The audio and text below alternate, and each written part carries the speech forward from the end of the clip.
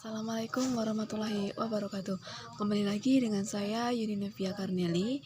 Baiklah, pada video kali ini saya akan menyampaikan hasil analisis saya terkait materi tentang konsep dasar, fungsi, dan jenis-jenis dalam komunikasi organisasi. Secara umum, we cannot not communication yang dikemukakan sekitar abad 1920-an oleh B. Tyson menyatakan bahwa mustahil jika kita tidak berkomunikasi, karena kita itu sudah mulai berkomunikasi sejak kita dikandung oleh ibu kita,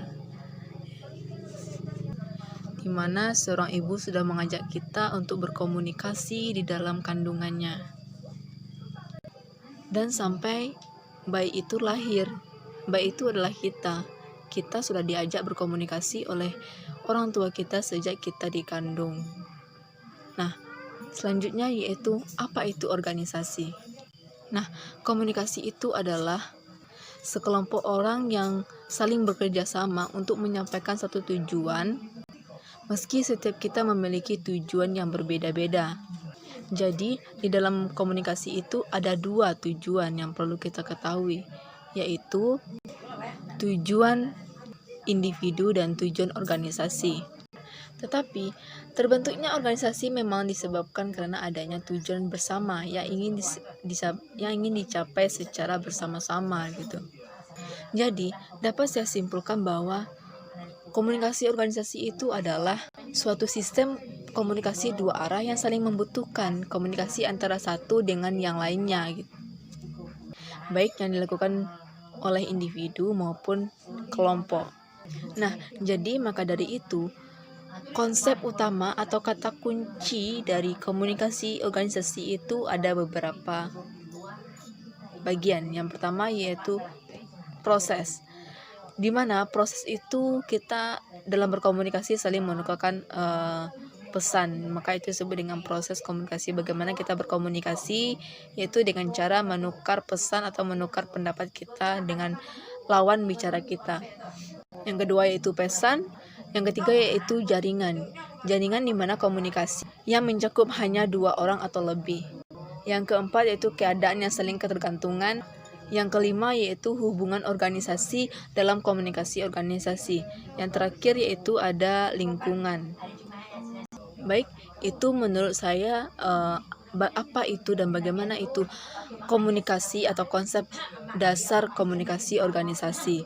Selanjutnya yaitu fungsi-fungsi organisasi.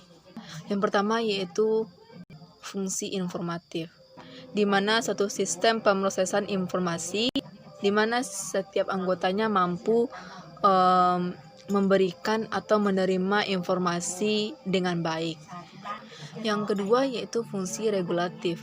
Fungsi regulatif itu yaitu berkaitan dengan peraturan-peraturan dan pedoman yang berlaku dalam suatu organisasi. Yang ketiga yaitu fungsi persuasif. Nah, fungsi persuasif ini penggunaan cara yang lebih halus akan menyebabkan seseorang lebih menghargai suatu tugasnya dalam penyampaian informasinya tuh dia lebih menghargai seseorang tersebut. Yang keempat yaitu fungsi integratif. Nah, fungsi integratif ini lebih cenderung kepada penyediaan saluran yang memungkinkan setiap anggota organisasi untuk dapat melaksanakan tugasnya dengan baik dan benar gitu.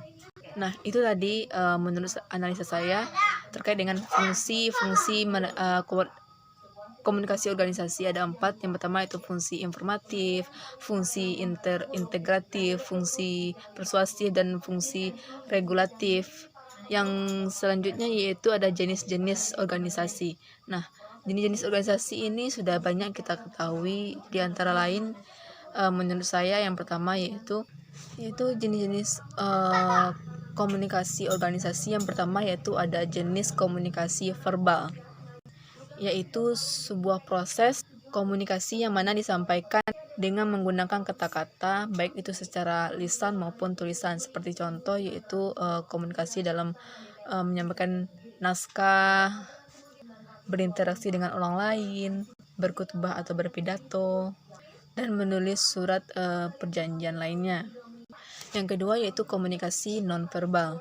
Nah, komunikasi nonverbal itu yaitu sebuah proses komunikasi yang mana pesannya disampaikan tidak menggunakan kata-kata. Ini lebih cenderung kepada bahasa isyarat, seperti menggunakan gerak tubuh, seperti menggunakan mata, seperti menggunakan gerak tubuh seperti mengangguk-angguk gitu kan, atau menggunakan ekspresi wajah gitu. Itu jenis komunikasi yang nonverbal. Yang ketiga yaitu jenis komunikasi secara lisan, di mana proses komunikasi yang terjadi secara langsung yang tidak dibatasi oleh jarak. Yang keempat yaitu komunikasi tertulis, di mana komunikasi tertulis itu yaitu salah bentuk komunikasi yang berupa tulisan seperti naskah, surat, belangko, gambar, foto ataupun spanduk. Nah, yang kelima yaitu jenis komunikasi secara langsung. Nah, komunikasi yang terjadi tanpa bantuan campur tangan atau media komunikasi serta jarak yang tidak dibatasi oleh. Sedangkan komunikasi tidak langsung kebalikan dari komunikasi secara langsung. Nah, komunikasi tidak langsung ini lebih cenderung kepada komunikasi yang dilakukan melalui perantara, seperti menggunakan alat bantu, yaitu kita melakukan komunikasi dengan lewat telepon atau video call. Itu termasuk ke dalam komunikasi secara tidak langsung, karena tidak bertemu langsung dengan lawan pembicaranya gitu.